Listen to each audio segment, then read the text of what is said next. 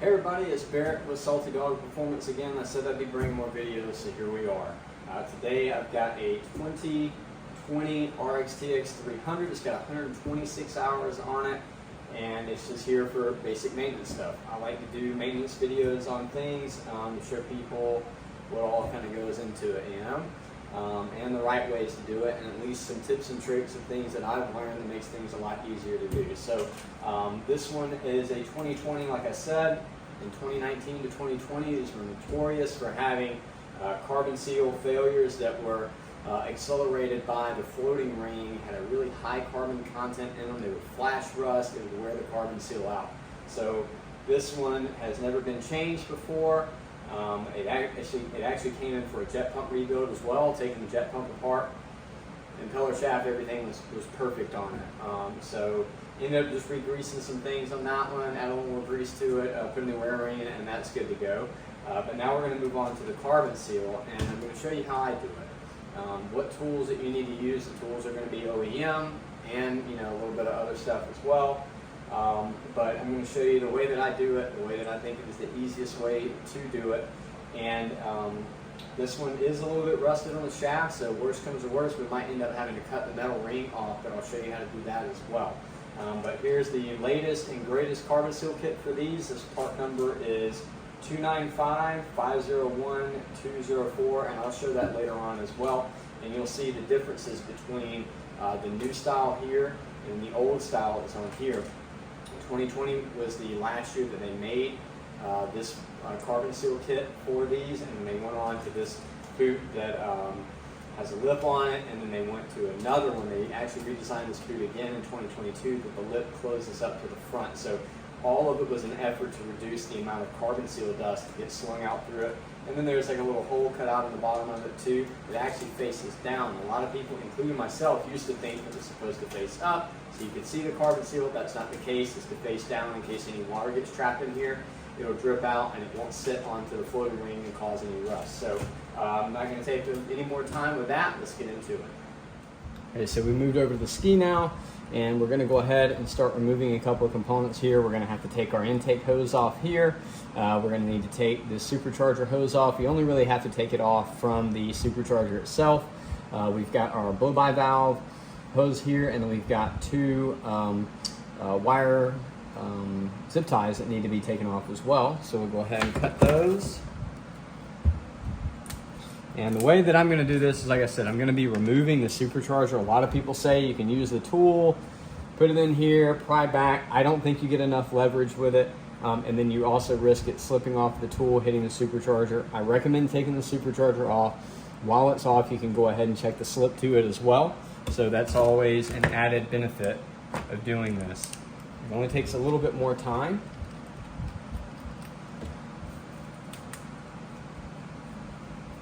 I'm going to take that hose clamp, move it out of the way.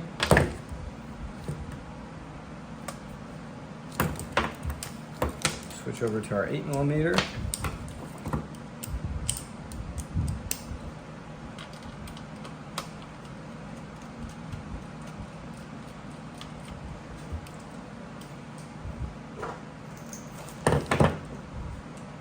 And you can't see the other hose clamp, but it's underneath here.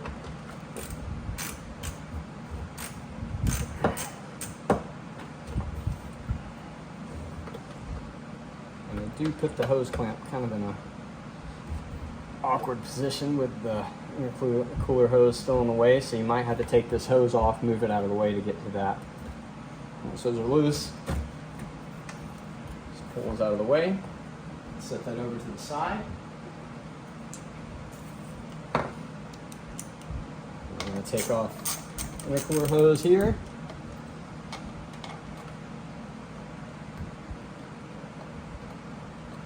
I always like to take the clamps off of hoses and move them over to the side so they don't get lost down in the hole. All right, now that we have that out of the way, we're actually going to now take our blow-by valve off and our cam position sensor off. The reason that we're going to do that is there is one E8 Torx screw right here on the top of the supercharger. There's going to be one here one here and then one on the very bottom. And once I get the supercharger off, I'll show you where these are. But the tool to take it off, this top bolt has a specific tool. Part number on it is 529-035-938. And sometimes you can get a 1/4 inch, wrench in there, or you can actually buy an E8, one of these. Sometimes they'll fit in there. A lot of times they don't. You can see how shallow they make this right there, because it is a very tight tolerance of that bolt to the PTO cover. So we do have to remove the blow-by valve and the cam position sensor to access that bolt. So we're just going to go ahead and start. Actually, we're going to go ahead and pull this sensor out right here. This is going to be our crank position sensor.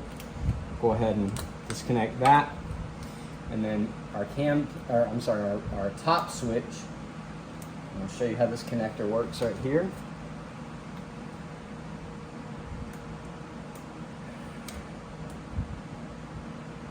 Kind of difficult to get to when you don't have fingernails. Tell you what, we'll unplug that once we get this out of here. We're going to take these 2 screws off, and I'll show you how to unplug that. So now we've got our blow-by valve screws taken off. We're just going to pull this out, and you'll be able to see this red clip right here. You're just going to push out on it, and then you can push in and release that switch. So we're going to set that over to the side and make sure not to lose this. And on the inside of here is going to be the dreaded metal washer that a lot of people talk about, but on these newer skis you don't have to worry about it falling out. Now we're going to take our cam position sensor off.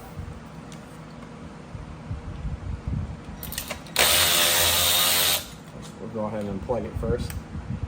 Get that out of the way.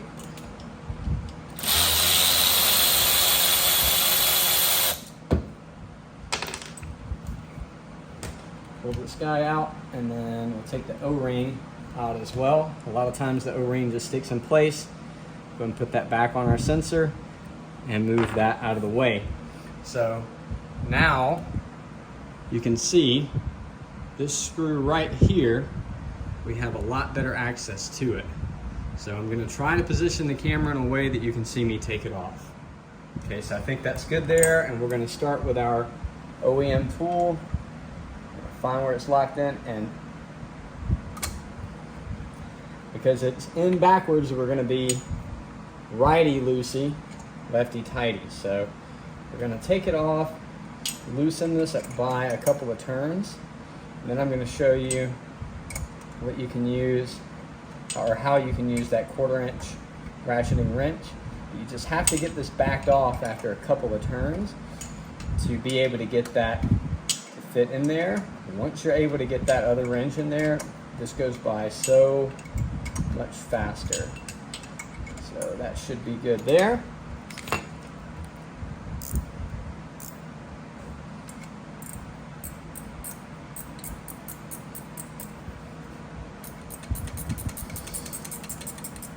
I'll put my finger there just to hold it in place.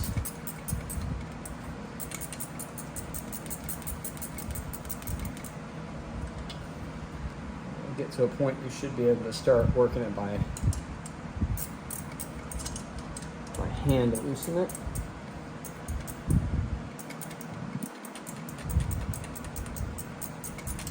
Sorry if my head was blocking it. Let's see if we can take it out with our fingers now.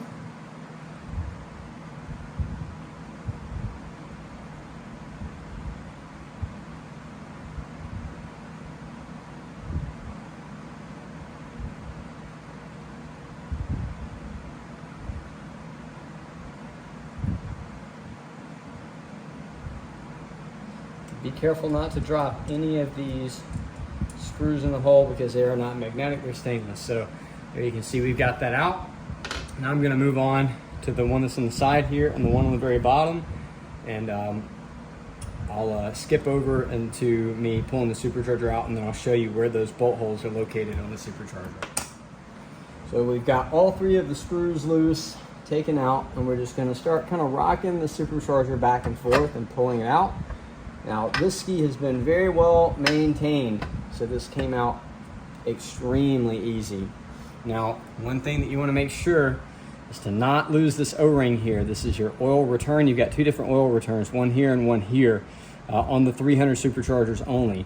And you want to make sure that you do not lose that O-ring. If you lose the O-ring, you'll start losing oil out of the ski, and you do not want that. You can see you've got the other two O-rings here, and I'll show you how to reassemble that later on. We'll put triple guard grease on it just to keep any corrosion from any of the exposed aluminum, and for it to go in a little bit easier. But as you can see now, with the Supercharger out, and it sits in this orientation in the ski, you've got one screw hole there and one there, and that's the other two that attach it to the PTO cover. So we'll move on to the back of the ski, and I'll show you how to install the drive shaft holder. Now we're at the jet pump area, and we're going to be using this OEM tool here, part number 529035-986. It's really hard to see on that. So what this is going to do is it's going to allow us to hold the drive shaft in place while we're using our carbon seal floating ring removal tool to pry back. So a lot of people say that you can just leave the jet pump in and do this. I don't recommend doing that. You don't want to have opposing pressure in the jet pump pushing a bearing, possibly knocking it out of out of place, or I just don't really recommend that. They've made this tool for a reason, so we're going to use it. So we're going to place it on like this. We're just going to use some stainless steel fender washers, because the holes are rather large, and I'm just going to use some old brass nylon locking nuts that originally hold the jet pump on.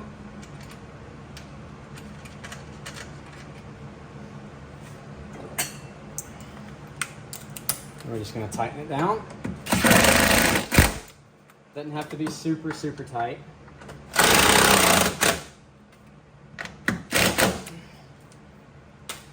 And that's how you install the drive shaft holder. So we'll move back up top, and then I'll show you how we're going to use our floating ring removal tool. Back up at the top of the ski, and we're going to be using the floating ring removal tool. You can see, I'm going to zoom out real quick. You can see this has got a really long handle on it. This shape to it. It's going to sit on the floating ring like that. This rubber damper here is going to push into the motor, and then we're going to pull back this way with it.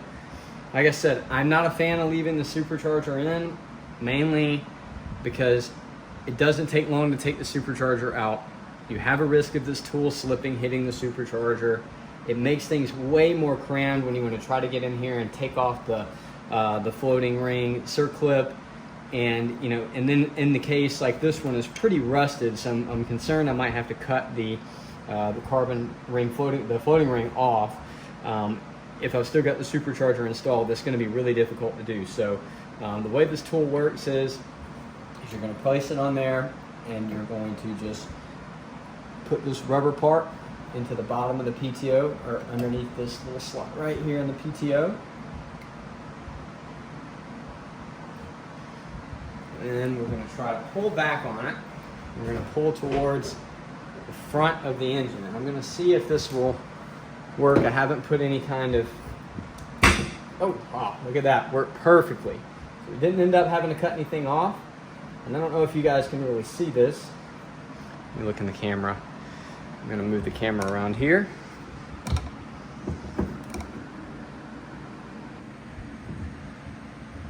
You can see now, with this exposed, you can see the circlip over here. So let me try to position this. This is really difficult to do by myself. All right, and you can see right there is the circlip. So we've gotten the floating ring pulled back, and the circlip is exposed, and now we're going to have to remove that. And typically what I do, a lot of times you can get it by hand, or sometimes you'll have to take like a flathead and hit it on one side and just pop it down into the hole. So I'll remove that real quick. Okay, so I got the C-clip off, but as you guys can see, the groove for the C-clip on the drive shaft is still exposed. The carbon ring, or the floating ring, has still not moved back forward, and that's because of all the rust there. So I'm going to show you real quick a quick and easy tip of how to get that to move forward. First, we're gonna have to remove the drive shaft holder tool. I'm not gonna film that. You already know how to take it off. You just put it on, and then I'll show you a quick tip on how to remove that floating ring. Okay, so this is how we're gonna remove that floating ring, right? So this is an aluminum, it's a 3-foot piece. You could probably get away with 2 feet. Aluminum is 1.5 inch outside diameter. And what I'm gonna do is slide this over the drive shaft. I'm gonna hit it with a dead blow, and it's just gonna drive that carbon seal floating ring back forward. So before I do that, I like to put a little anti-corrosion spray or some kind of lubricant on the shaft where it's got rust on it, just to help and let it slide forward. So as I said, I'm just going to take this pipe, slide it over, and this will fit through the carbon ring. Once you see it sit, and we're going to just hit it with a dead blow a couple of times.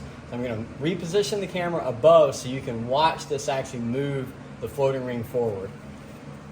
Before I tap on the floating ring to move it forward, there is one more tool that we're going to be using here, and this is the PTO bellow bearing support tool here. And this is going to sit underneath the PTO bellow, and there's a lip right here on the front of this bearing that this edge is going to sit into. And what that's going to do is that's going to prevent the bellow from crushing as I'm hitting the drive shaft and moving it forward or anything. And I just want to put this in here just so in case the drive shaft is pulled back a little bit or anything, it's not going to start squishing my bellow here and cause any damage to it.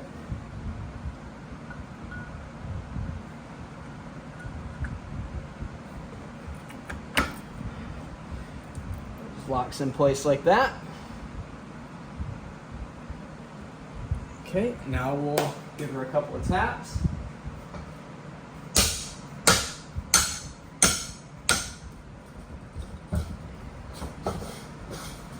See that move the floating ring forward, grab our drive shaft, and just pull it straight out. So one last step before we move over to the workbench and I show you some of the differences between the carbon seals, and then we'll have a look at the drive shaft, is we do have to take the old carbon seal bellow off. You're going to see a hose clamp right here, and this is going to be a 7mm. Just going to loosen that guy up so we get it loose. Just pull forward. We can see that this carbon seal has started to lose tension on it. Don't really have any uneven wear or anything like that, but he has been reporting some salt deposits in here, and I saw them myself. So it's not in terrible condition, but man, there is carbon seal dust everywhere in here. But you can see that this has worn down a little bit there. The surface is still really good. I mean, this thing has 126 hours on it and it's never been replaced. But this is the old style boot. You can see how soft that is, and then I'll show you the differences here in a little bit with the new one. But one good thing is that we do not have any alignment issues, and I can tell just by the surface of the the surface of the carbon seal, and looking through here, the drive shaft has not been making any contact in any of the sides. So I mean, it's in really good condition, and there's really no need to check alignment, adjust any kind of alignment or anything based off of the condition of this. And if we look at our floating ring here, it's just simply worn out because, again, like I said, it's getting the flash rust on it like that. You can see the hot spots on it. It looks like a worn out clutch disc. So we're going to get that all replaced with new stuff, new O-rings, new circlip and everything. So we are going to leave that support tool down here because when we come back and we put our drive shaft in, we're going to want that to be in place. So we'll move over to the workbench real quick. I'll show you the drive shaft. And we're going to clean that up and show you the difference between the old style carbon seal kit like this and the new one. All right, so